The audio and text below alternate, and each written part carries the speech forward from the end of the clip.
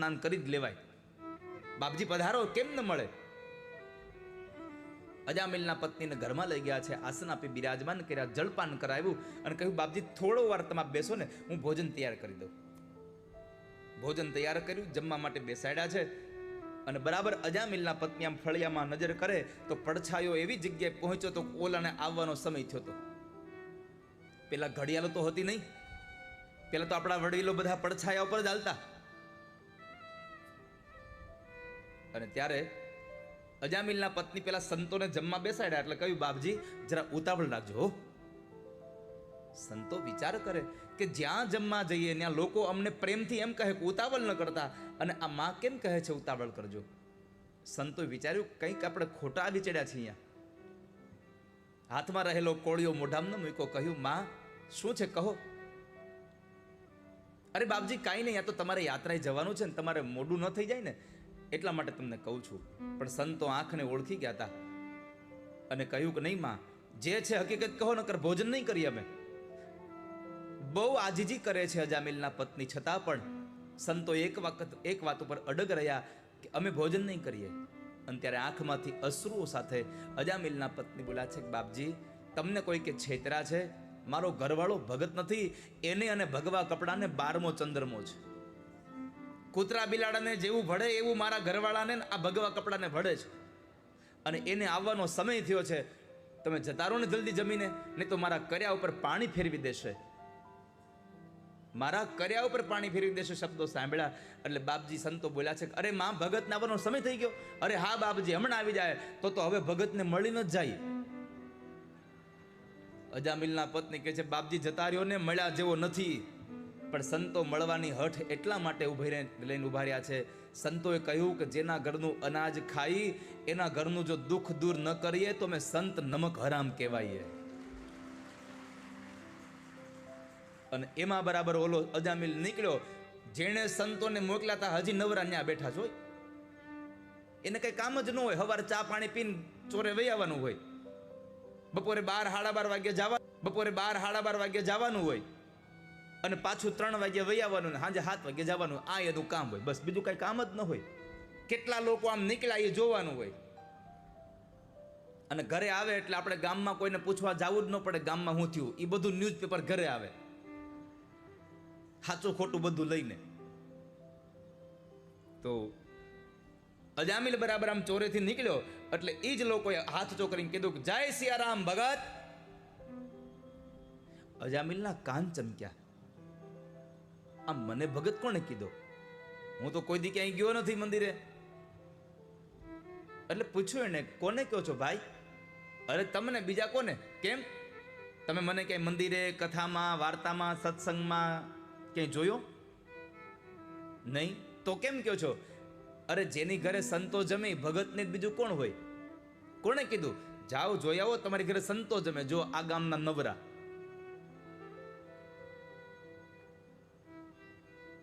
પેલા સંતોને મોકલ્યા અને પછી અજામિલના કાન ભંભેરણી કર્યા. આ દુનિયાને તમે ક્યારે રાજી ન કરી શકો વાલા. આ સંસારને તમે રાજી ન કરી શકો. એકને મનાવા જાવ ને ત્યાં 5 રિહાઈ જાય. અને એને રિહાવાનું તઈ જ આવડે જેથી આપણી ઘરે હારો પ્રસંગ આવે તઈ.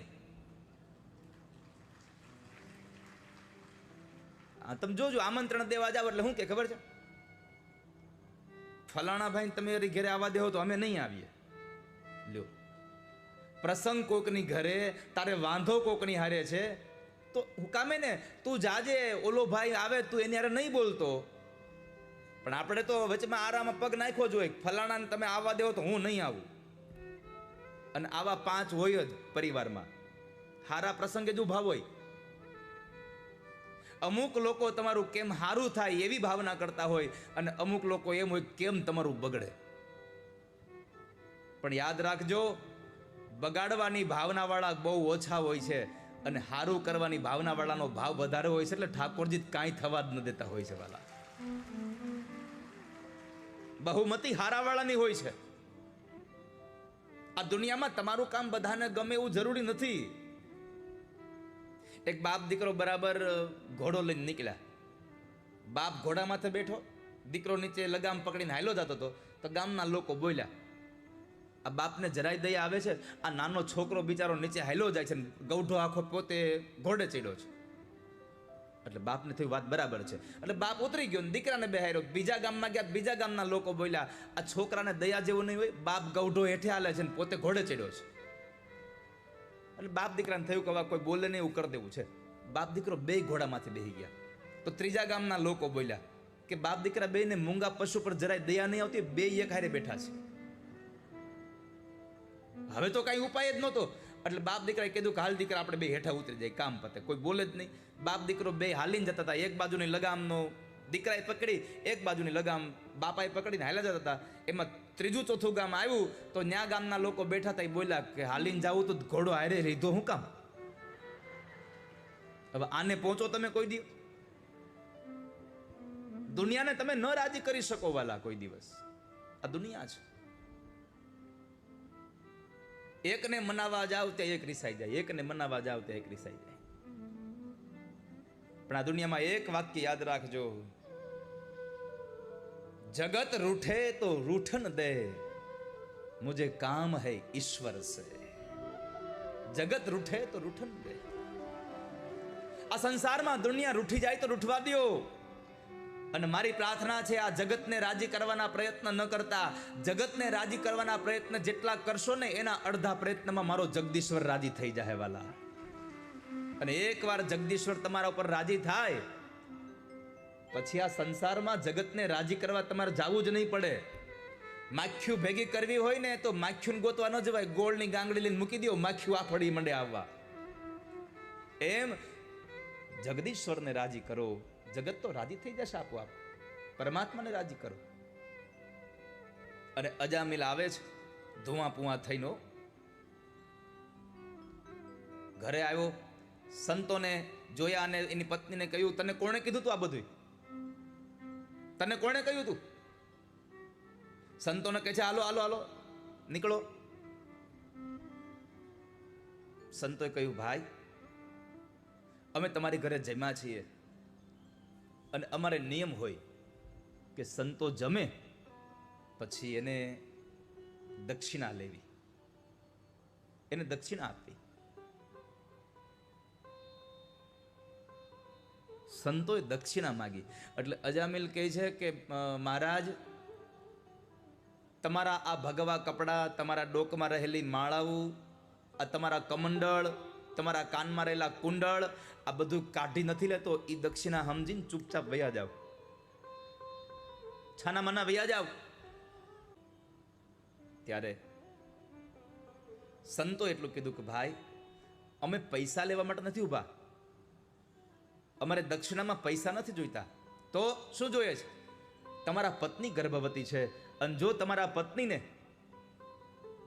ઉદરમાંથી જો પ્રસવના સમયે દીકરો આવે તો નામ નારાયણ રાખજો. બસ આટલી અમારે દક્ષિણા જોઈ છે. સાધુ ભૂખા ભાવ કા ધન કા ભૂખા નાહી, ધન કા ભૂખા જો ફિરે વો સાધુ કહાવત ના.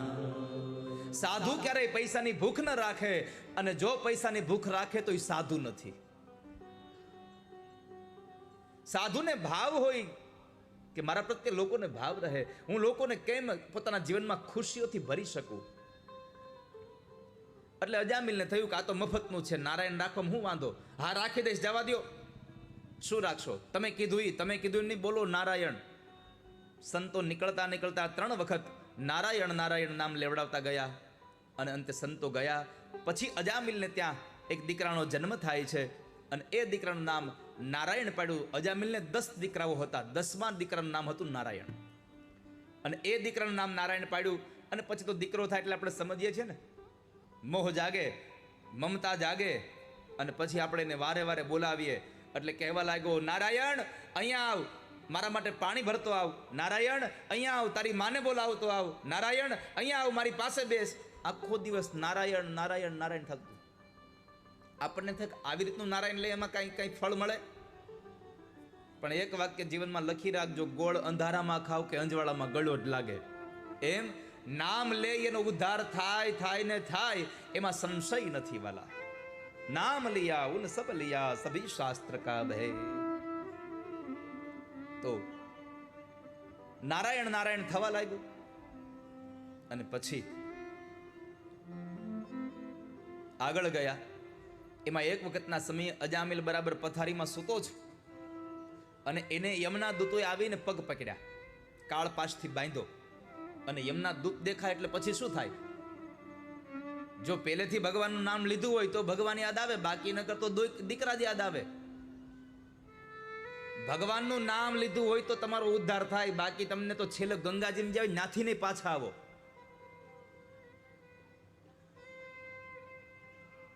એક દાદા બરાબર મરવા પડ્યા. કોઈ દી ભગવાનનું નામ લીધું નહીં. એના 3 દીકરા, 2 દીકરાના લગ્ન થઈ ગયેલા, નાનો દીકરો હજી કુંવારો. બધા ઊભા છે, 2 દીકરાની વહુ ઊભા છે, બધા ઊભા છે. એટલે મોટા દીકરાએ કીધું કે બાપુજી હવે અંતિમ વેળાએ છે, કોઈ દી નામ ભગવાન લીધું નથી, હાલો ને છેલ્લે નામ લેવું, કંઈક કરીએ. શું કરવું છે? છોકરો ઘરમાં જઈ અને ભગવાન રામની એક છબી હતી લઈ આવ્યો. રામની છબી લઈ આવી અને બતાવીને કીધું, દાદા બાપુજી આ શું છે? બાપુજી ક્યાં તો ઓલું છે, આ તો ઓલ્યું છે. એ કે નામ ન લીધું. છોકરાઓ કે હવે શું કરવું? દાદાને ખાટલા હોતા ઉપાડ્યા, પલંગ હોતા ઉપાડીને લઈ ગયા રામજી મંદિરે. રામજી મંદિરે જઈને કીધું, બાપા આ શું છે? એ કે ગામ હોય ને ઓલું હોય જ. કે એમ ન કીધું આ રામજી મંદિર છે, આ રામજીનો ચોરો છે. છોકરાને થયું આમ નહીં માને, મંદિરમાં અંદર મૂર્તિ દેખાડી, હાલો. તો મંદિરની અંદર દરવાજા ખોલીને ખાટલા હોતા દાદા ન્યા લઈ ગયા. દાદા આ શું છે? એ કે ઓલું હોય એમાં ઓલું હોય જ. કે હા તો તું થા હવે ઓલું. હા ઓલું હોય ને ઓલું હોય તો ન માન્યો. દાદા ન બોલ્યા તો ન જ બોલ્યા રામ. અને અંતે એમને મરી ગયા.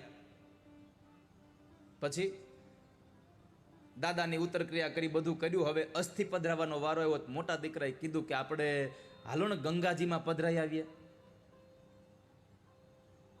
તો કે આપણે બધાય જઈએ, આપણે બધાય જઈએ, હાલો. બધાય ગયા.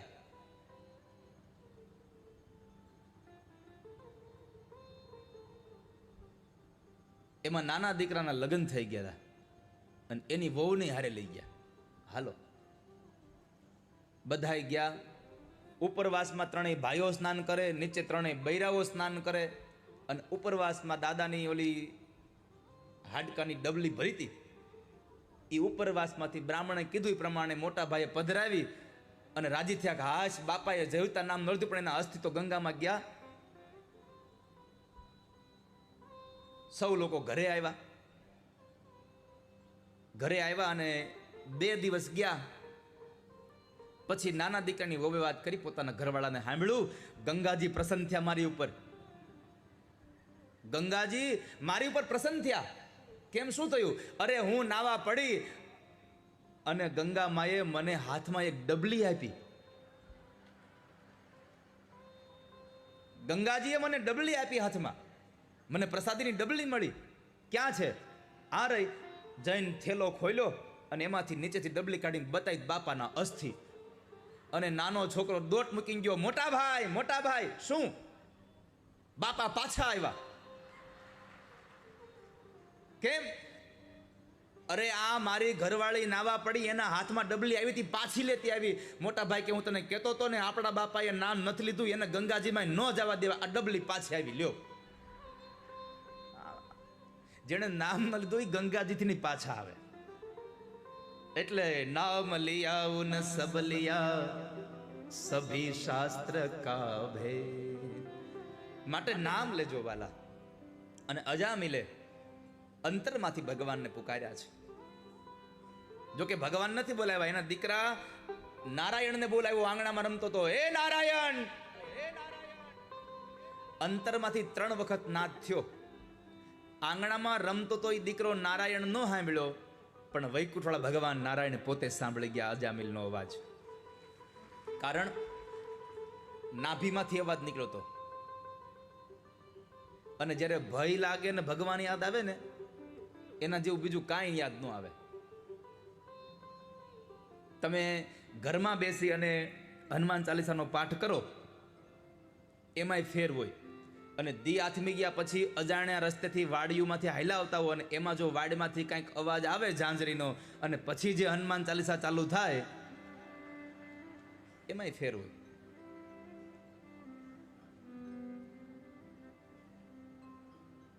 બધી જગ્યાએ અલગ અલગ નામ છે, અલગ અલગ મહિમા છે. પણ ભગવાનના પાર્ષદો આવ્યા અને અજામિલને કાળપાશમાંથી છોડાવે છે. પાર્ષદો આવીને કહે છે યમના દૂતોને, તમે આને છોડી દો. યમના દૂતો કહે છે કે એણે કોઈ દી તમારા ભગવાનનું નામ નથી લીધું, તમે કેમ આવ્યા? અરે હમણાં 3 વખત લીધું. યમના દૂતો કહે છે તમારા 3 વખત નારાયણનું નામ નથી લીધું, તો એણે એના દીકરાનું નામ લીધું છે. અને પાર્ષદોએ કીધું કે નામ ભલે એના દીકરાનું લીધું છે, તો અમારા ભગવાનનું નામ ને છે, તો અમારા નારાયણનું નામ, એટલા માટે તમે એને છોડી દો. આ સંવાદ બરાબર અજામિલ સાંભળે અને આંખમાંથી અશ્રુની ધારા વહી ગઈ, અને એક જ માત્ર ભાવ નીકળ્યો, પેલા સંતોએ મારા દીકરાનું નામ નારાયણ રખાવી અને આજ મારો ઉદ્ધાર કરી દીધો, મારું જીવન ધન્ય બનાવી દીધું છે. નારાયણનું નામ જપતા વારે તેને તજીએ રે. નારાયણનું નામ જ લેતા, નારાયણનું નામ જ લેતા વારે તેને તજીએ રે. મનસા વાચા કર્મણા કરીને, મનસા વાચા કર્મણા કરીને લક્ષ્મી વરને વરીએ રે. નારાયણનું નામ જ લે, નારાયણનું નામ જ લેતા. અને અંતે પછી પોતે 10મ સ્કંદના પાઠ કરી ભાગવતના અને ભગવાનના ધામનો અધિકારી બન્યો. પણ એકમાત્ર દીકરાનું નામ નારાયણ. એટલે તો આપણા જુઓ ગવઢિયા હતા ને, એ નારાયણના નામ, ભગવાનના નામ ઉપરથી આપણા બધાના નામ રાખતા. મોહનભાઈ, ગોવિંદભાઈ, ગોપાળભાઈ, પરસોત્તમભાઈ, લાલજીભાઈ, આ બધા આપણા ભગવાનના નામ હતા. કે એને બોલાવવામાં પરમાત્માનું નામ લેવાઈ જતું. અને અત્યારે, અને પેલાના જુઓ, પેલાના વડીલોના નામ એવા હતા. મોહનભાઈ કેમ છો? અને 80 વર્ષના થાય પછી મોહન બાપા હાલો બોલાવે છે. અને અત્યારે પિન્ટુભાઈ કેમ છો? પણ 80 વર્ષના થતા હાલો પિન્ટુ બાપા, સારું લાગે? નામ એવા પાડો કે આપણી ઉંમર પ્રમાણે એ આપણને બધાને બોલાવવા સુટેબલ પડે. જેમ પિન્ટુ બાપાના નામ ઉપર તમને હસવું આવ્યું, તો એમ દીકરીઓમાં નામ હોય છે ડોલી. હવે 80 વર્ષના ડોલીબા કેવા લાગે?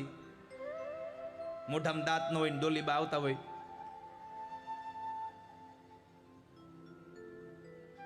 ચારે બાજુ પેઢામાં ખંજવાળ આવતી હોય, એટલે ચારે બાજુ જીભ હળવળ હળવળ કરતી હોય.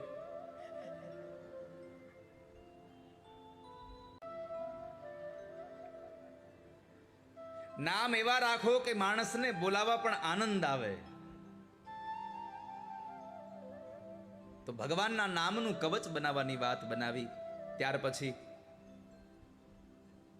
એ જ પરમાત્માની કથામાં આ પરમાત્માના નામનો આશ્રય લેતા આ વૈષ્ણવો ભગવાનના નામ થકી પરમાત્મા પાસે શું માગે? ધર્મ, અર્થ, કામ અને મોક્ષ. એક વૈષ્ણવ સંસારનો સામાન્ય જીવ ધર્મ, અર્થ, કામ અને મોક્ષમાં કંઈક અલગ માગે છે, અને આ સંસારનો એક સામાન્ય એક વૈષ્ણવ ધર્મ, અર્થ, કામ અને મોક્ષમાં પરમાત્મા પાસે કંઈક બીજું માગે છે. આ વૈષ્ણવનો ધર્મ શું? ભાગવતમાં મેં આગળ પણ કદાચ કહ્યું કે ભાગવત ગ્રંથ કોને કહેવાય? તો કહ્યું કે જેમાં વૃત્રાસુરની કથા આવે, જેમાં વૃત્રાસુરમાં વધની કથા આવે, એને ભાગવત પુરાણ કહ્યું છે. તો અહીંયા ત્વષ્ટાના દીકરા વૃત્રાસુરની કથા છે. જેમાં વૃત્રાસુરનો અર્થ છે જેની વૃત્તિ અસુર છે.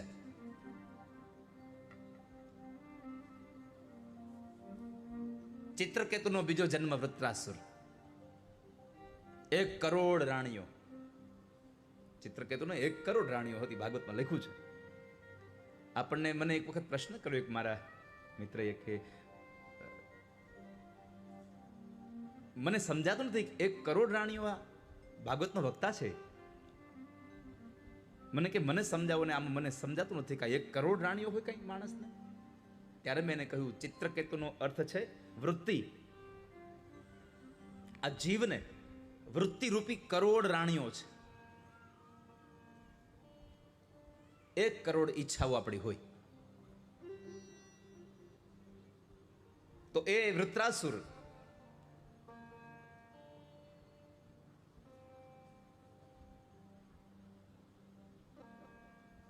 કે જેને એક યજ્ઞ દ્વારા પ્રગટ કરવામાં આવ્યો. યજ્ઞ દ્વારા જે પ્રગટ થઈ રહ્યો છે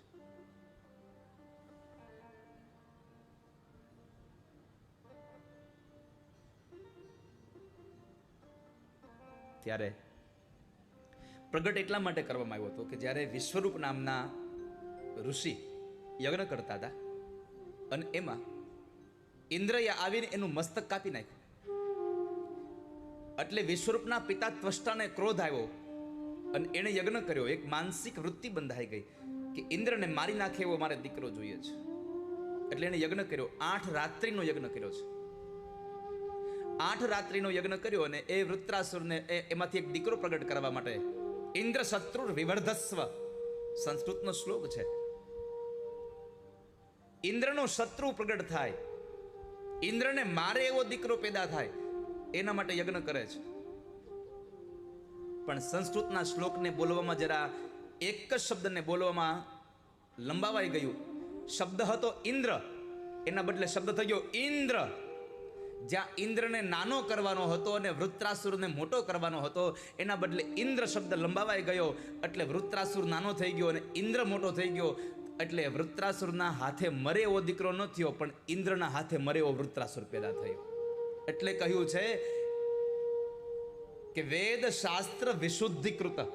પદ્મપુરાણમાં ભગવાન વ્યાસજીએ શ્લોક લખ્યો છે કે ભાગવતનો વક્તા કેવો હોવો જોઈએ? વિદ્વત્તા ભરેલો હોવો જોઈએ, વિદ્વાન હોવો જોઈએ, ભણેલો હોવો જોઈએ, કે જેથી કરી અને સંસ્કૃતના શ્લોક વાંચે તો એ શ્લોકના અર્થનો અનર્થ ન થઈ જાય. વેદ શાસ્ત્ર વિશુદ્ધિકૃત. ભણેલો ગણેલો બ્રાહ્મણ વક્તા હોવો જોઈએ.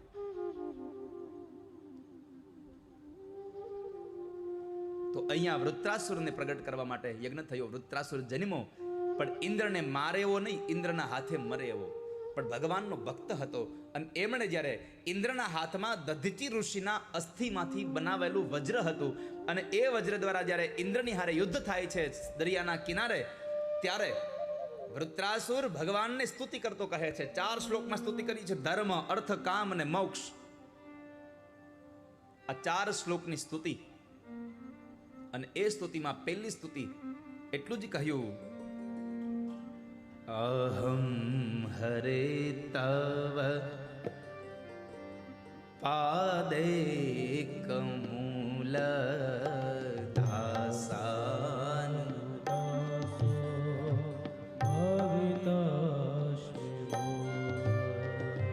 મન સ્મરેતા સુપતેર ગુણા સ્તે